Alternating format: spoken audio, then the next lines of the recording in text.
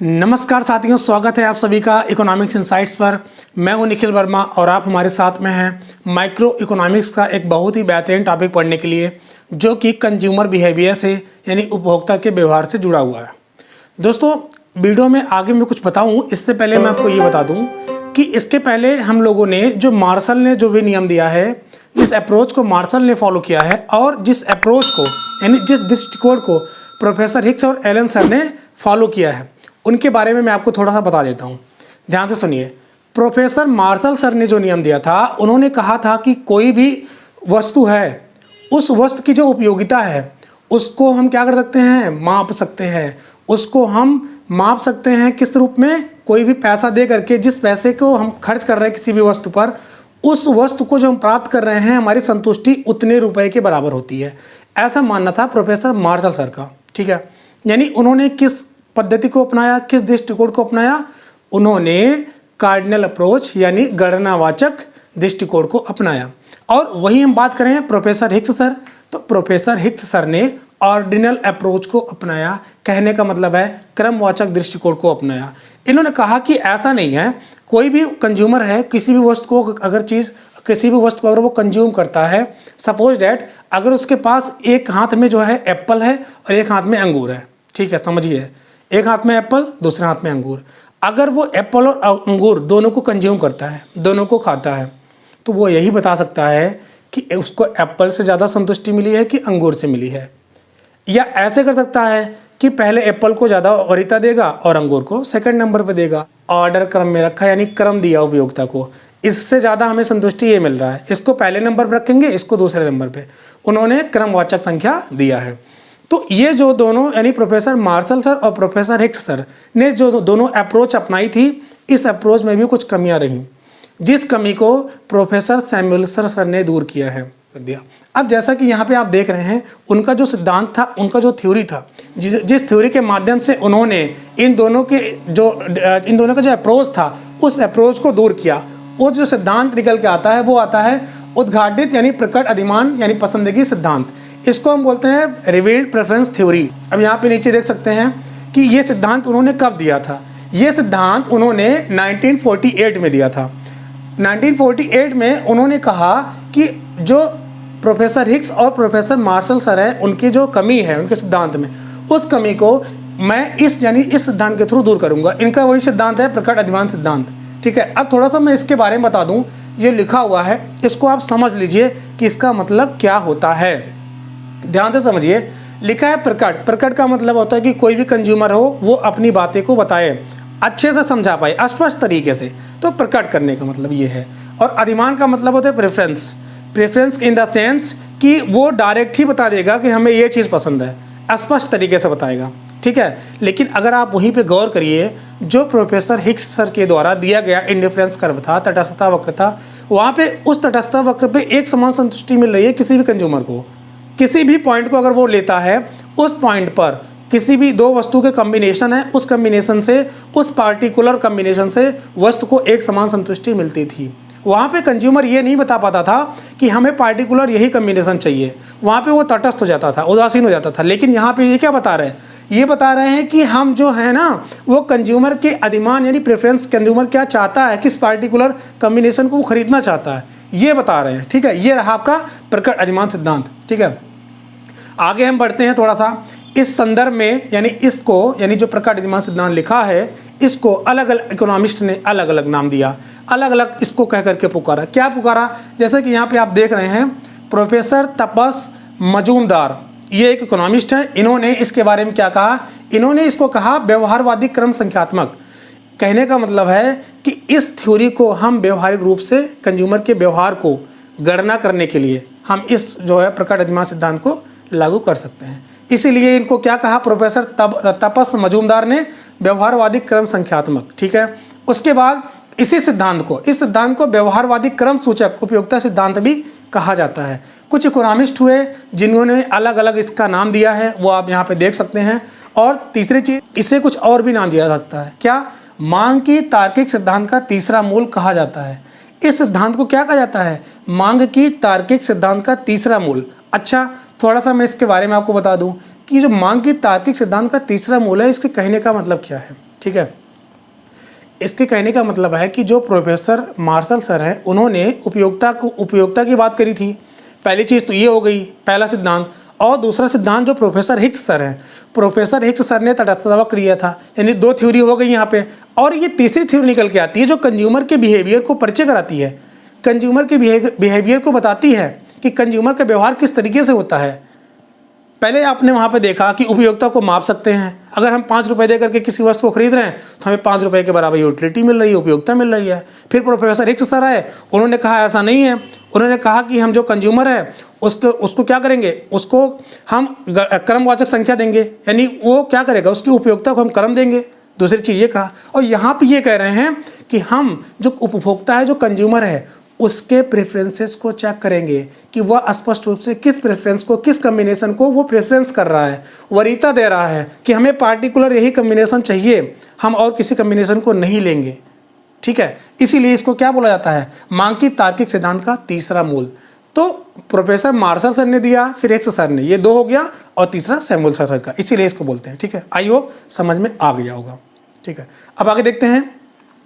Professor Hicks sir ने जो professor Samuel sir ने दिया है, यानी प्रकट अधिमान सिद्धांत, इसको प्रोफेसर हिक्स सर ने क्या कहा है, सशक्त आदेश के अंतर्गत संगति परीक्षण कहा है। इसको इंग्लिश में जरा चेक करें, हो सकता है आपको ना दिख पाए तो मैं आपको पढ़ के सुना देता हूँ। इसको कहते हैं direct consistency test under strong ordering. ठीक है, इसको प्रोफेसर हिक्स सर ने कहा है। अब हम इसको वीडियो में आगे बढ़े, अपने सेशन को आगे बढ़ाएं। इसमें मैं आपको बताऊं कि कुछ इस सिद्धांत को प्रकट करने के लिए, इस सिद्धांत को बताने के लिए प्रोफेसर सैमुअल सर ने कुछ एजम्पशंस माना है, कुछ मान्यताएं माना है, जिस मान्यता को हम फॉलो करके इस सिद्धांत को स्पष्ट तरीके से आपको समझाने की कोशिश करते हैं। ध्यान से समझिए, यहाँ पे कुछ एजम्पशंस है, जैसा कि मैं आपको यहाँ पे पढ़ के सुनाता हूँ और एक्सप्लेन भी करते हूँ अच्छे से। ठीक है, तो वीडियो बहुत ही इंटरेस्टिंग होने वाली है, मैं आपको पहले से ही बता दे रहा हूँ। तो वीडियो चूँकि जो है बहुत ज़्यादा इंटरेस्टिंग होने वाली है, रुचिपूर्ण होने वाली है, तो आप वीडियो को पूरा देखिए अंत तक, आपको बहुत कुछ नॉलेज मिलने वाला है। तो आते हैं इस पर, रुचियों में कोई परिवर्तन नहीं होनी चाहिए। कहने का मतलब है कि जो भी कंज्यूमर है उसके टेस्ट में कोई चेंजेस नहीं होना चाहिए। एक समय बाद किसी कम्बिनेशन को ले रहा है, एक समय बाद किसी कम्बिनेशन को ले रहा है, ऐसा नहीं होना चाहिए। उसके टेस्ट में कोई भी चेंजेस नहीं होनी चाहिए। पहला एजम्पशन ये है। और जो सेकंड एजम्पशन है वो है अधिमान, यानी जो वो चुनेगा, प्रेफरेंस करेगा, वरीयता देगा, वो कैसा होना चाहिए, मजबूत क्रम या सबल क्रम पर आधारित। कहने का मतलब है कि वो जो डिसीजन लेगा ना, वो स्पष्ट तरीके से डिसीजन लेगा, और जो भी वो कम्बिनेशन को सिलेक्ट करेगा वो प्रबल तरीके से। ऐसा नहीं है कि एक बार वो कम्बिनेशन को सिलेक्ट कर लिया फिर दूसरे कम्बिनेशन को बाद में सिलेक्ट करेगा, ऐसा नहीं करेगा। तो एजम्पशन यही है कि एक बार जो भी वो स्पष्ट तरीके से बोल दिया कि मुझे यही कम्बिनेशन पसंद है, तो उसको वही कम्बिनेशन चाहिए होगा। समझ में आ गई बात? आगे देखिए। और इसमें लिखा है किसी एक संयोग का चयन। मैंने जैसे आपको बताया कि किसी एक ही संयोग को वो क्या करेगा, संयोग को चयन करेगा, एक ही संयोग को वो, एक ही कम्बिनेशन को वो लेगा। ठीक है, अलग अलग कम्बिनेशन को नहीं लेगा, जैसा कि मैंने आपको बता दिया पहले ही। अब आगे देखते हैं सामंजस्यता एवं सतर्कता के मान्यता पर आधारित। इंग्लिश में इसको पढ़ेंगे तो ज़्यादा अच्छे समझ में आएगा। ये इंग्लिश थोड़ा आपको पता है एक चीज़ और, इकोनॉमिक्स ऐसा सब्जेक्ट है जिसमें आप अगर सोचेंगे मैं हिंदी से ही पढ़ लूँ तो आपको थोड़ा सा टफ लग जाएगा, थोड़ा सा क्या, काफ़ी टफ लग जाएगा। कुछ ऐसे टर्मिनोलॉजी है इकोनॉमिक्स में जो आपको हिंदी में बहुत ज़्यादा टफ लगेगा, इंग्लिश में आपको इजी लगेगा। तो मैं आपको यही सजेस्ट करूँगा कि आप जब भी इकोनॉमिक्स पढ़ें या इकोनॉमिक्स यानी फाइनेंस सेक्टर में कोई भी आप टर्मिनोलॉजी यूज करें तो उसको कोशिश करें कि इंग्लिश में ही सीखें, हिंदी आपके लिए टफ हो जाएगी। हाँ, ऐसा हो सकता है आप बाइलैंग्वेज पढ़ सकते हैं, यानी इंग्लिश भी पढ़ें हिंदी भी पढ़ें, लेकिन ज़्यादातर आप यूज इंग्लिश में करेंगे तो आपके लिए ज़्यादा अच्छी बात होगी। ठीक है ना, आगे बढ़ते हैं। तो यहाँ पे कंसिस्टेंसी समझ लीजिए क्या है और ट्रांजिटिव समझ लीजिए क्या है। आते हैं कंसिस्टेंसी पे, ये क्या है। जैसे मान लीजिए कि कोई भी उपभोक्ता है, कोई भी कंज्यूमर है, ठीक है, वो कंज्यूमर के पास 2 कम्बिनेशन है फिलहाल के लिए। 2 कम्बिनेशन में कौन कौन, मान लीजिए कि आपका एक कम्बिनेशन हो गया ए और दूसरा कम्बिनेशन हो गया बी। ठीक है, बहुत ध्यान से समझिएगा, इसको समझने में बहुत सारे ऐसे स्टूडेंट्स हैं जो समझ नहीं पाते हैं। ठीक है, आज मैं बिल्कुल इसको ग्राउंड लेवल से समझाने की कोशिश कर रहा हूँ, जिससे कोई भी कमज़ोर बच्चा हो, कोई भी कमज़ोर स्टूडेंट है, उसको समझ में आ जाए आसानी से। ठीक है, समझते हैं। तो मान लीजिए कि कोई भी उपभोक्ता है, उसके पास कम्बिनेशन ए है और कम्बिनेशन बी है। अगर इन केस उसको ए कम्बिनेशन ज़्यादा पसंद है बी की अपेक्षा, कहने का मतलब है कि ए कम्बिनेशन को 2 वस्तुओं का कम्बिनेशन होता है, कम्बिनेशन मतलब जोड़ा। ठीक है, तो क्या करता है, अगर ए को पसंद करता है बी की तुलना में, तो ये हमेशा ही ऐसा होगा कि वो क्या करेगा, ए को ही पसंद करेगा, बी को नहीं करेगा।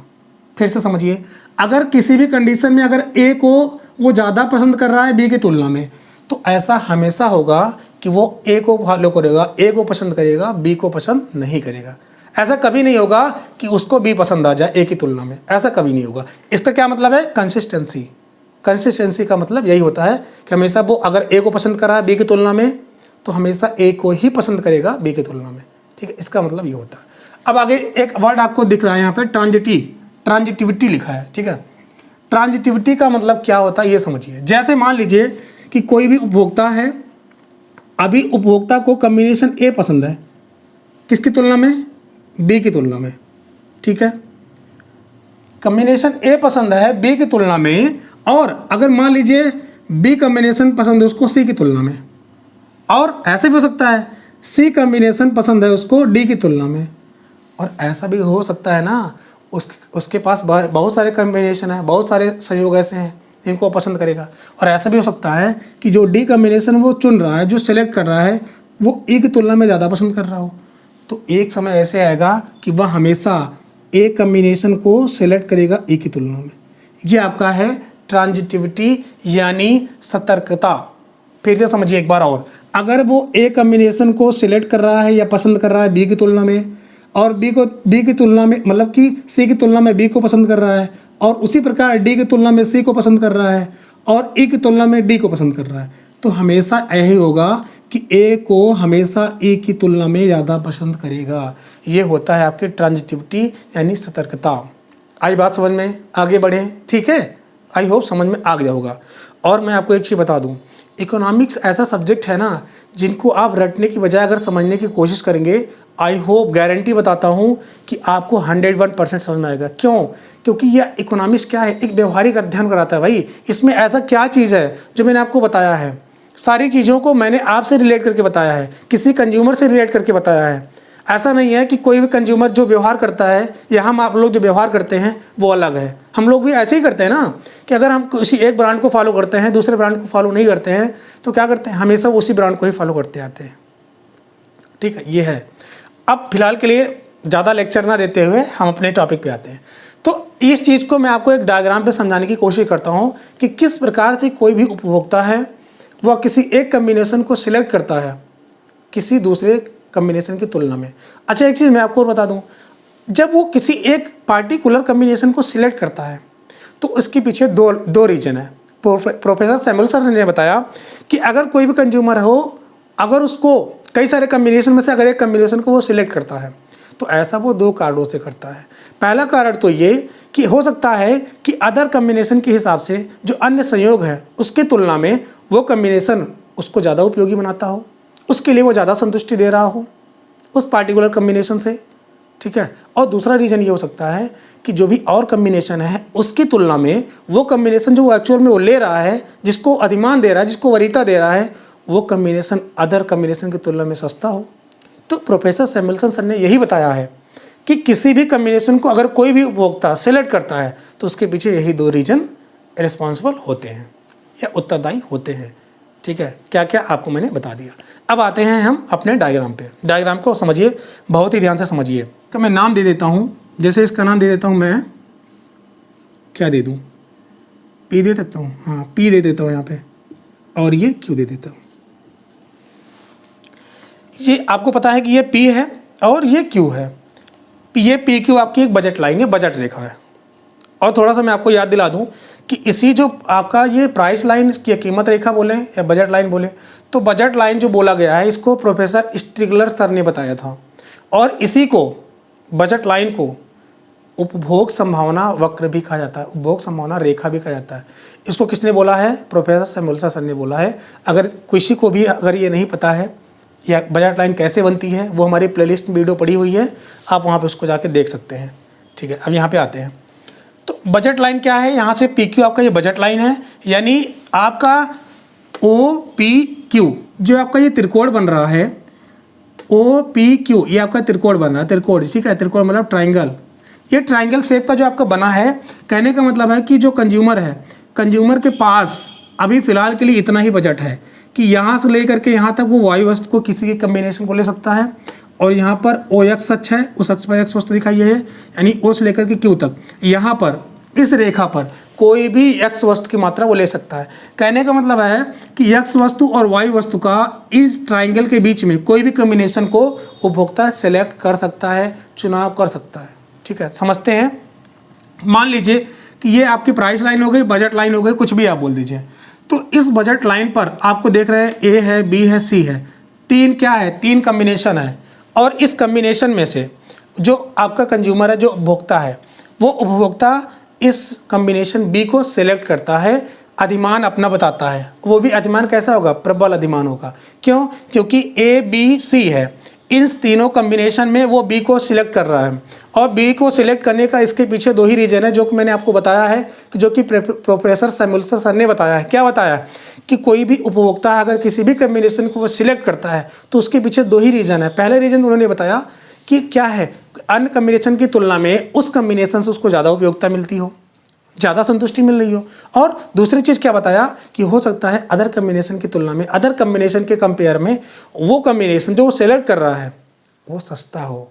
ठीक है, तो यहाँ पर फिलहाल के लिए कंज्यूमर ने बी कम्बिनेशन को सिलेक्ट किया है, यानी इस बी कम्बिनेशन पर जो कंज्यूमर, जो उपभोक्ता है, वो एक्स वस्तु की ओएम मात्रा को ले रहा है और वाई वस्तु की ओएम मात्रा को ले रहा है। इस कम्बिनेशन को ये प्रबल रूप से अधिमान कर रहा है, यानी यहाँ पर इसका क्या है, प्रबल अधिमान है। यानी इन्होंने स्पष्ट कर दिया है कि मुझे यही कम्बिनेशन चाहिए। भाई इसको वो ए भी ले सकता है, सी भी ले सकता है, और इसके अंदर कोई भी कम्बिनेशन ले सकता है, मतलब डी ले सकता है, ई ले सकता है, एफ ले सकता है, जी ले सकता है। ऐसा क्यों किया? ऐसा मतलब कि ऐसा क्यों किया कि उन्होंने D E F G combination को क्यों नहीं लिया? और यहाँ पे आप देख रहे हैं बजट लाइन के दूर, यानी जे और के, इस कम्बिनेशन को क्यों नहीं सिलेक्ट किया?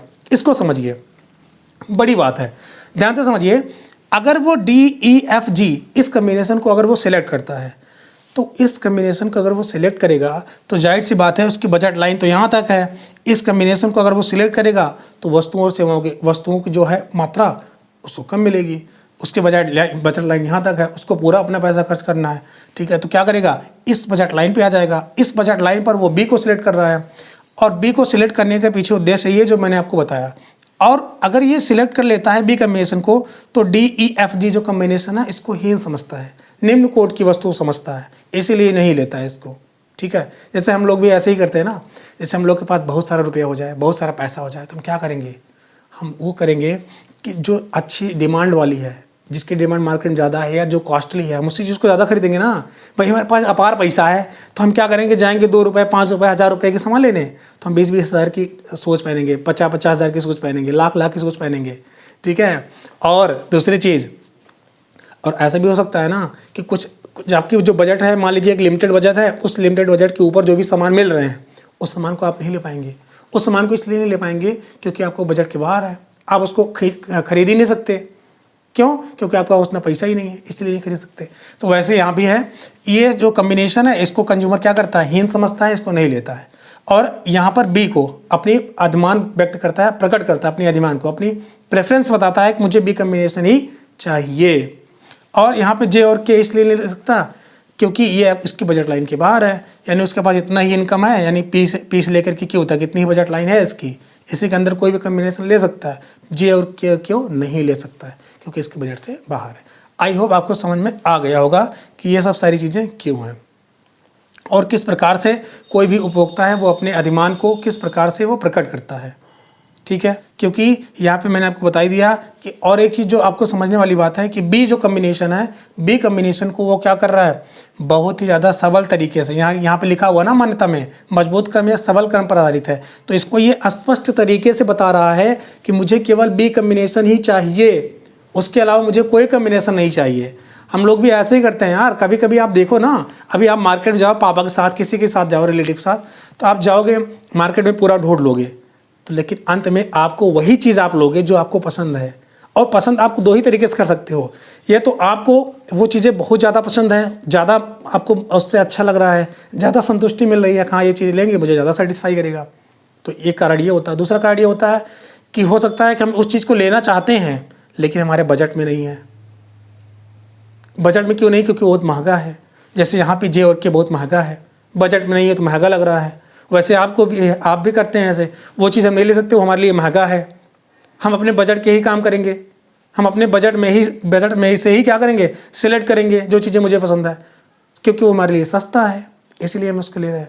तो वैसे यहाँ पर भी है। तो यहाँ पे आप देख रहे हैं कि किस प्रकार से कोई भी कंज्यूमर हो वो अपने अधिमान को प्रकट कर रहा है स्पष्ट तरीके से। ठीक है, आई होप इस पूरे सिनेरियो में आपको समझ में आ गया होगा कि प्रोफेसर सैमुएल्सन सर ने जो भी अपना प्रकट अधिमान सिद्धांत दिया है, रिवेल्ड प्रेफरेंस थ्योरी दिया है, कि किस प्रकार से कोई भी उपभोक्ता अपने अधिमान को प्रकट कर रहा है, अपने अधिमान को बता रहा है कि मुझे पार्टिकुलर यही कम्बिनेशन चाहिए। ठीक है, आज के सेशन में बस इतना ही रखते हैं। तब तक के लिए अपना ख्याल रखिए। धन्यवाद।